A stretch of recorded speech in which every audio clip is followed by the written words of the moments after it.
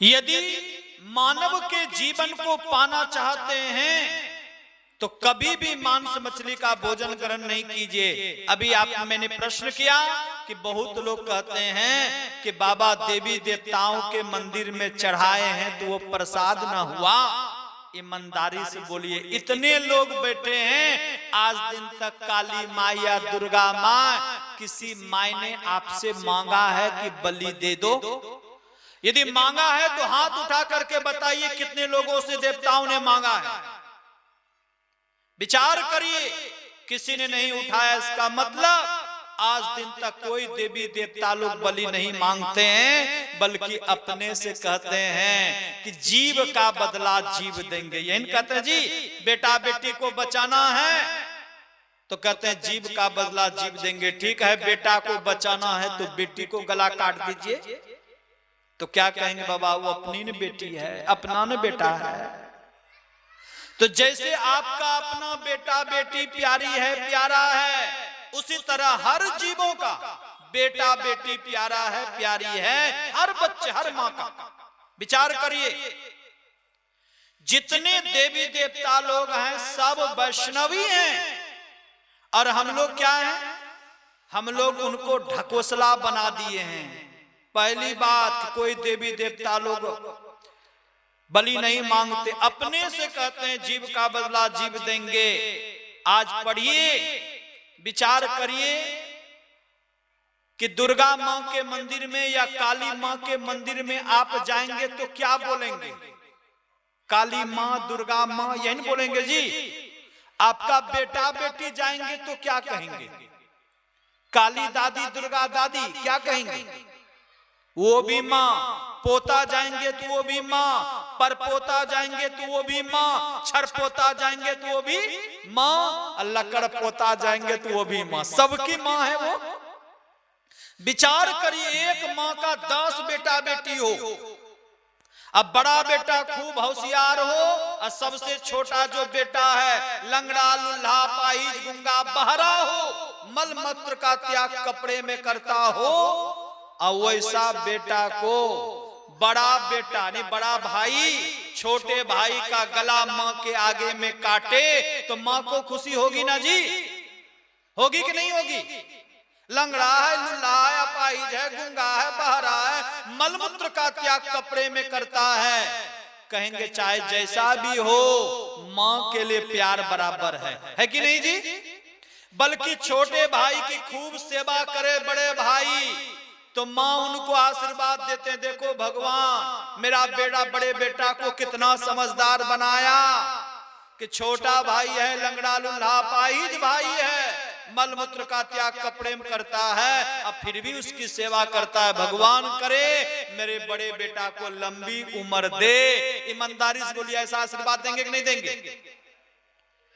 पढ़िए दुर्गा सप्तशती को या काली की जिस समय पूजा होती है उस समय एक मंत्र सुनाया जाता है, या देवी सर्वभूतेषु मातृरूपेण संस्थिता नमस्तस्ये नमस्तस्ये नमस्तस्ये नमो नमः। ये मंत्र सुने हैं? इसका अर्थ है माँ धरती पर जितने भी जीव है तो सबकी माँ है। अब विचार करिए, सबकी माँ है तो सिर्फ यही 3.5 वाले 3.5 हाथ वाला के लिए बकरी खस्सी पटुकड़ा पटुकड़ी मुर्गा मुर्गी का माँ नहीं है जी? है कि नहीं है? या देवी सर्वभूतेषु मातृरूपेण संस्थिता, वो माँ के रूप में स्थापित है, जितने भी जीव है सबकी माँ है।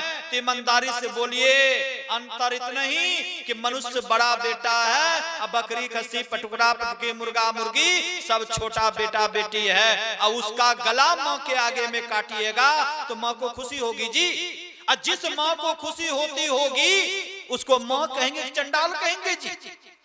विचार करिए, एक दुर्गा माँ है वैष्णो देवी में, वहां की दुर्गा वैष्णवी है और यहाँ की दुर्गा, यहाँ की काली खाने पीने वाली है।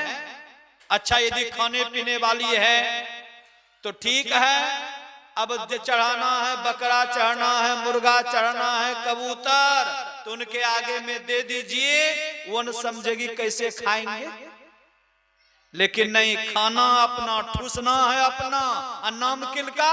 काली माँ दुर्गा माँ का नाम। बोलिए है कि नहीं है? आप दुर्गा माँ के आगे में, काली माँ के आगे में चढ़ा दीजिए, वो समुच्चय निगल जाएगी कि बोटी बोटी करके खाएगी कि खून पीकर रह जाएगी, वो न समझेगी। नहीं, पहले से इतना मिर्चा मसाला प्याज सब पीस कर रखते हैं, गला काट करके आते हैं, खाते हैं अपना, नाम किनका? काली माँ का, दुर्गा माँ का। तो सुन लीजिए, जो दुर्गा माँ काली माँ का नाम लगाकर ये घोर अपराध करेंगे, उनके ही बेटा बेटी का गला काट करके खाएंगे, ऐसे पाप से कभी भी बच नहीं पाइएगा। सुन लीजिए, और आपको सच्ची घटना सुना देता हूं। पूर्णिया जिला में के नगर है, के नगर में एक सत्संगी थे जिनका नाम था अशोक सिंह। जाति के वे राजपूत थे। वो कहते थे जैसे आलू दम खाते हैं वैसे मुर्गा दम खाओ, बड़ा आनंद आएगा। वो क्या करता था, कबूतर या मुर्गा का पंख निकाल देता था जीते में, गर्म पानी में धोया, हंडी में चढ़ा दिया, और ऊपर से ढक्कन रख करके ईटा रख देता था, और उसको जिंदे पकाता था, पकाकर तब उसका मांस बनाकर खाता था। 99 ईस्वी की घटना है, मार्च महीना का समय था, और वो रोड का ठेकेदारी करते थे, अपने साइड पर जा रहे थे, ध्यान भटक गया, और रोड पर जो अवरोधक होता है जिसको ब्रेकर बोलते हैं, ब्रेकर के पास जैसे गया, अचानक दृष्टि पड़ी, राजदूत गाड़ी थी, कस करके मारा ब्रेक, अगला ही ब्रेक मार दिया, भूलवश।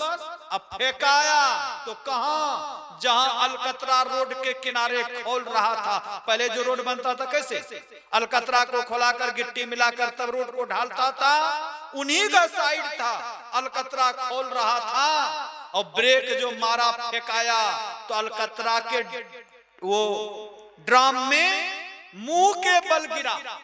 लेबर मजदूर देखा, हटाया, अब लकड़ी हटाता तभी तो वहां खड़ा रहता, मोटी मोटी लकड़ियां लगी हुई थी, उसको हटाया, निकाला, तो 5-7 मिनट तक पैर पटकता रहा, और उसके बाद अंत हुआ। देखिए कर्मों का परिणाम। कबीर साहब ने कहा, कहता हूं कहीं जात हूं, कहा जो बात हमार, जाका गर तू काटियो सो फिर काट तुहार। जिसके गले को आप काटेंगे, अपना गला कटवाने के लिए तैयार रहिए। मनुष्य मृत्यु में मनु भगवान ने कहा, अनुमंता विस्हिता निहंता क्रय विक्रय संस्कर्ता चो फरता चो खादकस चेती घातक। 8 प्रकार के पापियों का वर्णन किया है।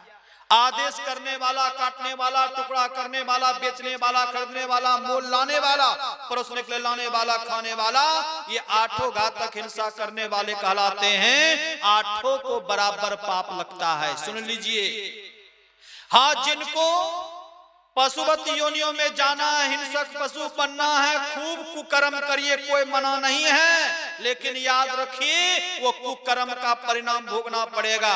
और जो मांस मछली खाते हैं वो विचार एक बार करके देखिए, मांस खाते या मछली खाते हैं तो मछली खाती क्या है, इस पर विचार करिए, देखिए खाती क्या है। नहीं देखे हैं तो जीता जागता हुआ मछली कटोता में ले आइए, और नाक से नेटा निकाल करके गिरा कर देखिए क्या दखता है देर खाने में, झटाक से टपक जाएगा, टपकेगा नहीं जी। विचार करिए, मलमूत्र त्याग करते हैं, उसको मछलियां हजम करती है, पशु मर जाता, सुअर मर जाता है, मुर्गा का टैंक सब देखिएगा कहां, पानी में फेंकते, उसको मछली हजम करती है। कुष्ठ रोग, कैंसर रोग से पीड़ित है आदमी, या सांप काट लिया है, उसको अग्नि संस्कार करके पानी में फेंक देता, उसको हजम करती है मछली, और उसको हम हजम करें, इससे बढ़कर दुर्भाग्य क्या होगा। सोचिए क्या दुर्भाग्य होगा। बड़ा अच्छा कहा किसी ने, जग में 4 सुअर है भाई, पहला सुअर सुअर भाई विष्ठा कर सफाई, दोसर सुअर मुर्गा भाई नाली कर सफाई, सुअर भी लेटरिंग कर दे तो उसको खुदक खुदक करके मुर्गा खाता, तो दोसर सुअर मुर्गा भाई नाली कर सफाई। मुर्गा मर गया जब स्विमिंग पूल हुआ था तो लोग क्या करता, उसको मार मार करके पानी में फेंकता था। तो तीसर सुअर जल की मछलियां जल को करत सफाई, और चौथा का नाम नहीं बताऊंगा, सबको करत सफाई। समझ गए होंगे आप।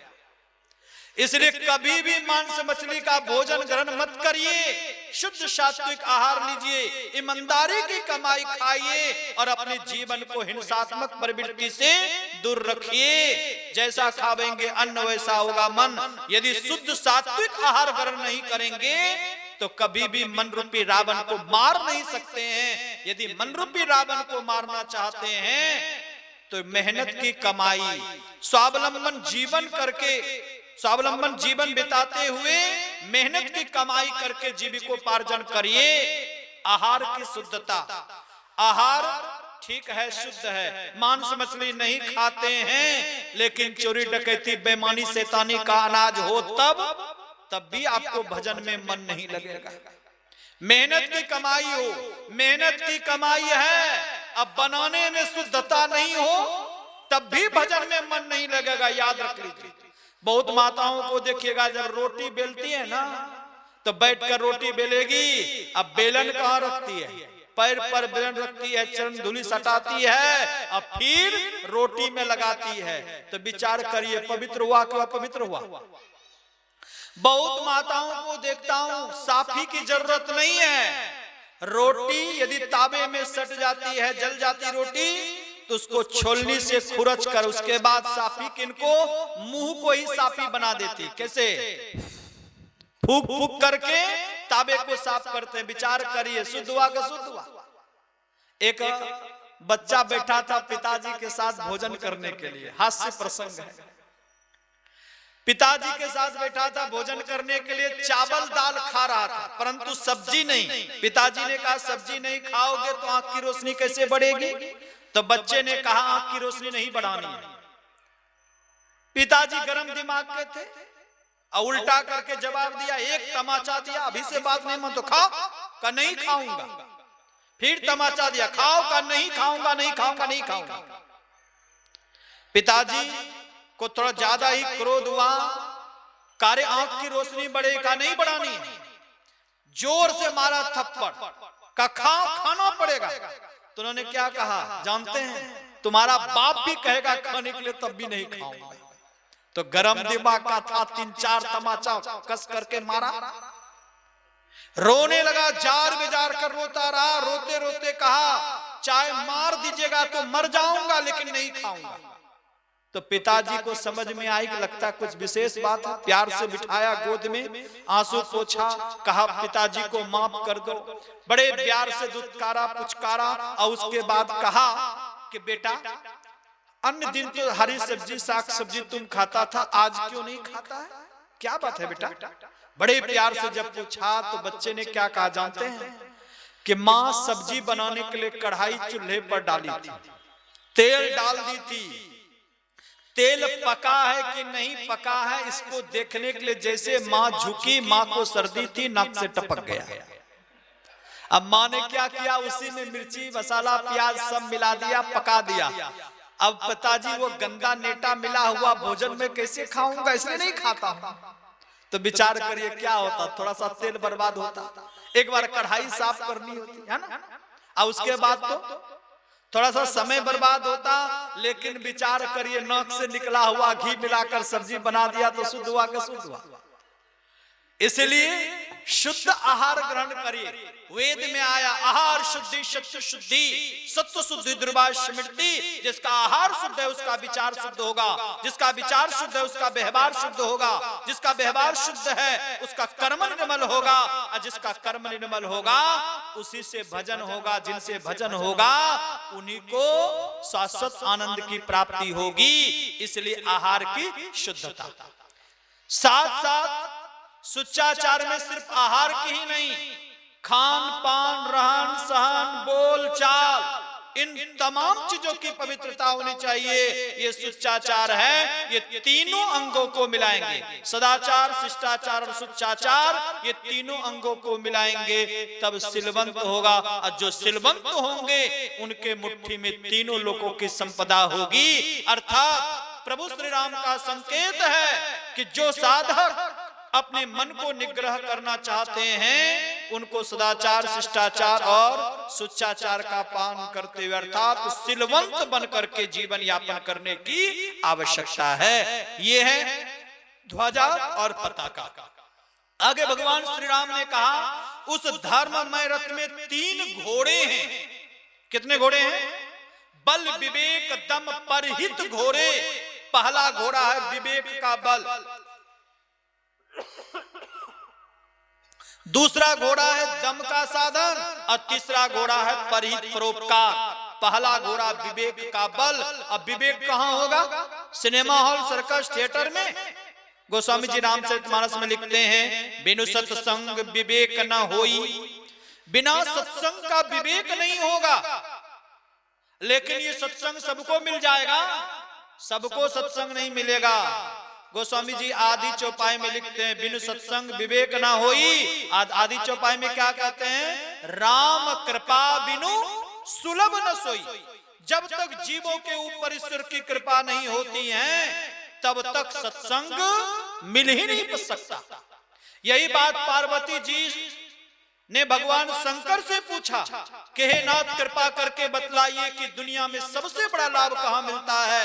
तो भगवान शंकर ने कहा गिरजा संत समागम समन लाभ कछुआन। पार्वती जी ने कहा जब सत्संग से बढ़कर कोई लाभ नहीं है तब तो सत्संग सबको सुनना चाहिए, सबको समझना चाहिए, सबको जीवन में उतारना चाहिए। भगवान शंकर ने कहा देवी अवश्य ही सत्संग सबको सुनना चाहिए, सबको समझना चाहिए, सबको जीवन में उतारना चाहिए। लेकिन पार्वती जी ने कहा लेकिन क्या? तो भगवान शंकर ने कहा लेकिन यही कि बिनु हरि कृपा न होई सो गावहि वेद पुराण।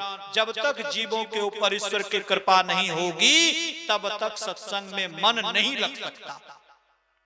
गोस्वामी तुलसीदास जी महाराज के पास एक भक्त गया, कहा महाराज जी सत्संग से मन कतराता क्यों है, भागता क्यों है, सत्संग सुनने की इच्छा क्यों नहीं होती? तो गोस्वामी जी ने कहा पूर्व जन्म के पाप से हरि चर्चा न सुहाय। जैसे ज्वर की जोर से भोजन की रुचि जाए। जैसे बुखार लग जाने पर भोजन अच्छा नहीं लगता, उसी तरह जिस जीव के ऊपर पूर्व जन्म के पाप रूपी बुखार सवार है उनको संतों की कथा रूपी भोजन कभी भी अच्छा नहीं लगेगा। और जिनको भी सत्संग अच्छा लग रहा है, कथा अच्छी लग रही है, तो समझ लेना चाहिए उनका जीवन पवित्र है, उनके ऊपर ईश्वर की कृपा हो रही है। जिनके ऊपर ईश्वर की कृपा होगी उन्हीं को सत्संग मिलेगा। जिनको सत्संग मिलेगा उन्हीं के जीवन में विवेक के बल की वृद्धि होगी, अर्थात ज्ञान प्राप्त होगा। तो ज्ञान विवेक का बल पहला घोड़ा है और दूसरा घोड़ा है दम का साधन। दम का मतलब आलू दम मत समझिए। दम का मतलब इंद्रियों का दमन करना।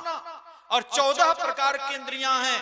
5 कर्म करने की इंद्रियां हाथ पैर गुदा लिंग मुख, 5 ज्ञान करने की इंद्रियां आंख कान नाक जीवा त्वचा, 4 अंतर की इंद्रियां मन बुद्धि चित्त और अहंकार। ये 14 प्रकार की इंद्रियां हैं और 14 प्रकार के इंद्रियों में मन राजा है। मन का लगाव दृष्टि से है। जहां दृष्टि जाती, जहां ख्याल जाता वहीं मन जाता। अर्थात जो साधक दृष्टि योग की क्रिया कर लेंगे वे स्वाभाविक जिनकी दृष्टि सिमट जाएगी उनका मन सिमटेगा। और राजा को ही बस में कर लेंगे तो प्रजा बस में होगी कि नहीं होगी? अर्थात राजा है मन, मन का सिमटा हो जाएगा तो स्वाभाविक रूप से 13 इंद्रियां उनके बस में हो जाएगी। अर्थात दम का साधन इंद्रियों का निग्रह करना। लेकिन दम के साधन में सफल कौन होंगे? तो भगवान श्री राम ने नवदा भक्ति में छठी भक्ति में कहा छठदम शील विरति बहु कर्मा निरत निरंतर सज्जन धर्मा। जो सज्जनों के धर्म का पान करते हैं वैसे ही साधक दृष्टि योग की क्रिया करने में सफल हो सकेंगे। ये दूसरा साधन है।